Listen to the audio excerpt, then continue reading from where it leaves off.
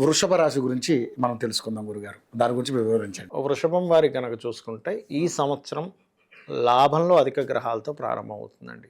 అంటే లాభంలోనే షడ్గ్రహం 6 గ్రహాలు ఉంటున్నాయి, దాని తర్వాత 5 గ్రహాలు అక్కడ ఉంటాయి. సో ఈ సంవత్సరం చాలా మటుకు వీళ్ళకి అన్ని రకాల లాభాలు ఇస్తాడు. అయితే పర్సనల్ చార్ట్ ఎంత బలం ఉందనేది కూడా చూసుకోవాలి. బట్ గోచారం మాత్రం వీళ్ళకి లాభదాయకంగా ఉంది. అదేవిధంగా 2లోకి కూడా గురువు మనకి మే 15వ తేదీ నుంచి గురువు వస్తున్నాడు. లాభాధిపతి 2లోకి గురువు రావడం కూడా మంచిదే. అంటే అన్ని రకాల లాభాలు, ఫైనాన్షియల్గా గ్రోత్ ఉంది అనేటువంటిది చూపిస్తుంది. అయితే వీరికి ఈ మే జూన్ దాదాపుగా ఏప్రిల్ మే మాసాల్లో, జూన్ కాదు కానీ జూన్ 6వ తేదీ వరకు ఉంటున్నాడు. ఏప్రిల్ మే మాసాల్లో పర్టికులర్గా కుజుడు 3లో ఉన్నందుకు కొంచెం వివాహము, ఎవరితోనైనా అగ్రిమెంట్స్ చేసుకునే అంశాల్లో కొంచెం జాగ్రత్తగా ఉండాలి. ముఖ్యంగా జూన్ వరకు ఏదైనా నిర్ణయాలు తీసుకునేటప్పుడు పంచమ స్థానంలో కేతు ఉన్నందుకు ఏదైనా డెసిషన్స్ తీసుకునేటప్పుడు చాలా కేర్గా ఉండాలి.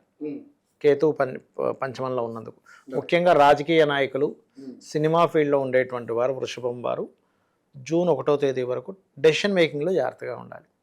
దాని తర్వాత కేతు ఎప్పుడైతే 4లోకి వస్తాడో, జూన్ తర్వాత వీళ్ళు ఏదైనా ప్రాపర్టీ తీసుకోవాలనుకుంటే వృషభం వారు జూన్ లోపలే తీసుకోవాలండి. జూన్ దాటితే తీసుకోకపోవడమే మంచిది. ఓకే. ఎందుకంటే 4లోకి వస్తున్నాడుగా కేతు, ఆస్తి స్థానంలోకి, ప్రాపర్టీ హౌస్లోకి వస్తున్నాడు.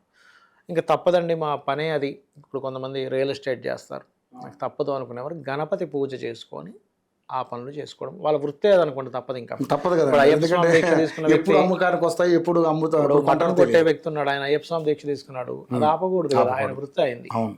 అట్లా ఏంటంటే ఇంకా కేతు 4లోకి వస్తున్నప్పటికీ గణపతి ఆరాధన చేసుకుంటే కొంత వీళ్ళకి ప్రభావం తగ్గుతుంది. అదేవిధంగా వీళ్ళకి వృత్తి ఒకటే కాకుండా వ్యాపారంలో కూడా ఎంటర్ అవ్వాలని వ్యాపారంలోకి ఎంటర్ అవుతారు. కాకపోతే వ్యాపారం ఎప్పుడు కూడా వీళ్ళ జన్మజాతక చక్రరీత్యా 2nd హౌస్ అంటే ధనాధిపతి ఎవరు, వాళ్ళకి ఎక్కడున్నాడు వాళ్ళ పర్సనల్ చార్ట్లో, అసలు వ్యాపార యోగం ఉందా లేదో చూసుకొని చెక్ చేసుకొని ముందుకెళ్ళాలి. ఓకే. అది అయితే వీళ్ళు ఏదైనా వివాహ సంబంధించిన నిర్ణయాలు ఏవైనా ఉన్నా సరే జూన్ తర్వాత నిర్ణయం తీసుకోవడమే మంచిది. ఓకే. ఈ మధ్యలో కష్టమే.